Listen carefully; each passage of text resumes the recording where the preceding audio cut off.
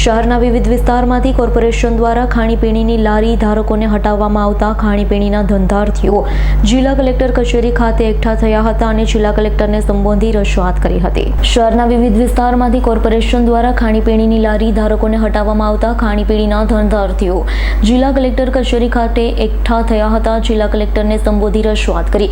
શહેરના વિવિધ વિસ્તારમાં લારીઓ ટ્રાફિકને અડચણરૂપ ના હોય, માત્ર ધંધાના સમયે જ વાહન લઈ ખાણીપીણીનો ધંધો કરતો હોવા છતાં મહાનગરપાલિકા દ્વારા ખાણીપીણીની લારીઓ હટાવવામાં આવતા રોષ જોવા મળ્યો છે। કેટલાક લોકોએ ફાઇનાન્સ ઉપર વાહન લઈ ખાણીપીણી માટે વાહન બનાવ્યું હોવાથી ફાઇનાન્સ કંપનીના હપ્તા પણ તેઓ ભરી રહ્યા હોય, ધંધો રોજગાર બંધ કરાવતા આર્થિક મુસીબતમાં મુકાઈ જવા પામ્યા છે। હાલ જે સ્થળ લારી ધારકોને ધંધો કરતા હતા તે સ્થળે ધંધો રોજગાર કરવા દેવામાં આવે તેવી રજૂઆત કરવામાં આવી। હું દવે રાકેશ દુર્ગાદાસભાઈ જ્ઞાતિય બ્રાહ્મણ છું। અમારે માનની સાહેબ શ્રી અધિકારીઓને એક નમ્ર વિનંતી કરવાની છે। હાલમાં અત્યારે મ્યુનિસિપાલિટી વાળા દબાણગીરી કામગીરી ચાલુ છે, એ બહુ સારી વાત છે, પણ અમે બધા લારી ગલ્લાવાળા છીએ। અમને કોઈ સ્ટેન્ડેબલ અમે જગ્યા કોઈ દબાણ કરતામાં નથી અને અમે તો રોજ લાવા લઈ જવાળા મુદલમાં અમે સાંજે 5 કલાક ધંધો કરીએ છીએ। કોઈક સવારમાંથી આવે છે પણ કોઈ સ્ટેન્ડેબલ વાળા નથી।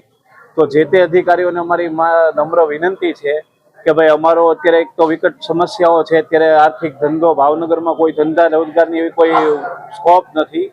તો અમારી અધિકારીઓને એવી છે, તમારી સૂચના મુજબ તે અમે કોઈ એવો તમારા નિયમનો ભંગ નહીં કરીએ, કાં તો હાલ તુરંત અમારો હંગામી ધોરણે અમે જ્યાં રહીએ છીએ ત્યાં તમે યોગ્ય રીતના અમારું હંગામી ધોરણે ભાડું લઈ લો તો અમે દેવા તૈયાર છીએ। અમે કોઈ દબાણ કરતા નથી, છતાંય અમારીથી નીતિ નિયમનો ભંગ થાય તો તમે ગાઈડલાઈન આપી શકો। પણ હાલમાં તમે જે રીતના એમ કીધું છે કે અમારે લારી ગલ્લાવાળા જોઈએ જ નહીં, તો એ બહુ આકરો નિર્ણય છે। અમારી માટે બહુ દયનીય સ્થિતિ છે અત્યારે, કારણ કે તમે સમજી શકો તો અમારું ઘણી રીતના નમ્ર વિનંતી છે।